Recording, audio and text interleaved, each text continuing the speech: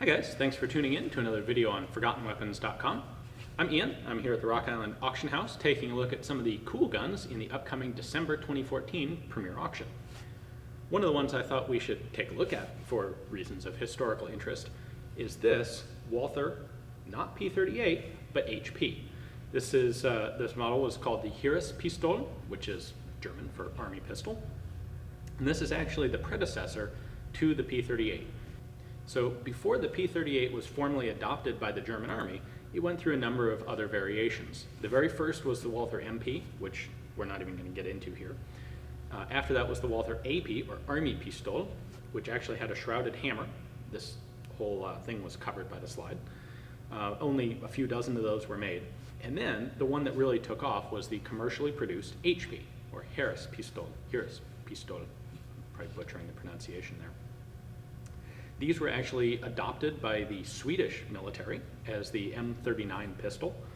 Only about 1,500 of them had been sent to Sweden before war broke out and Walther stopped shipping the pistols.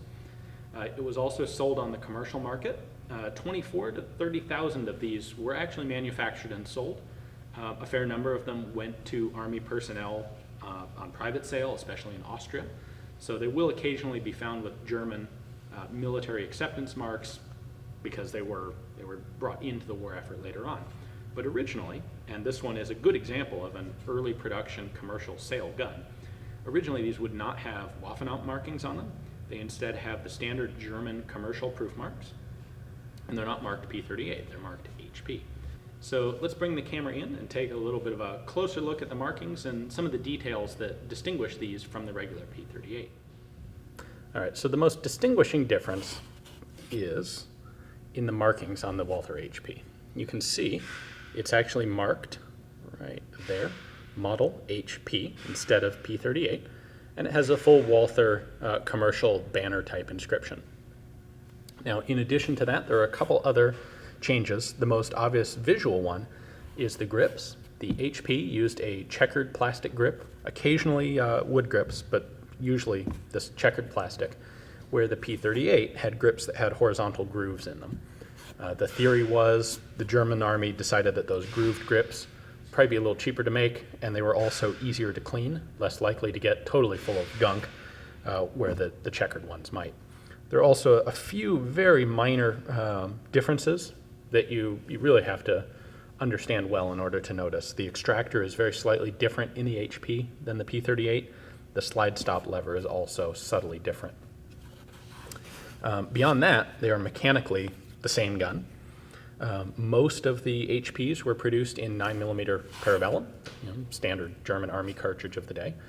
There were, however, a non-trivial number made in 30 Luger, which was also a somewhat popular cartridge at that time period.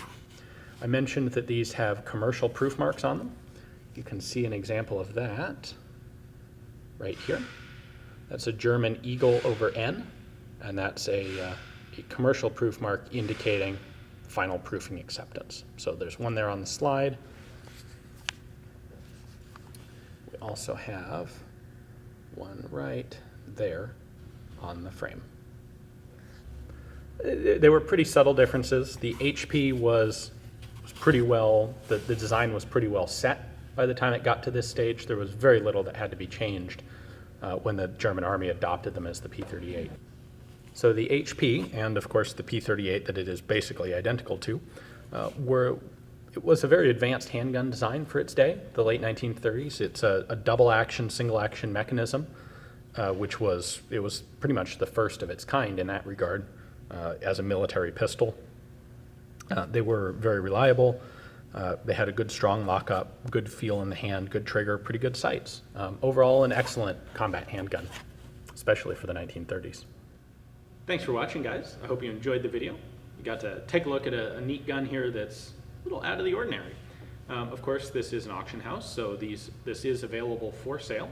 I have a link to the auction page below, so if you're interested in making this one yours, you can drop over, take a look at Rock Island's pictures, and in fact submit an online bid right now if you want.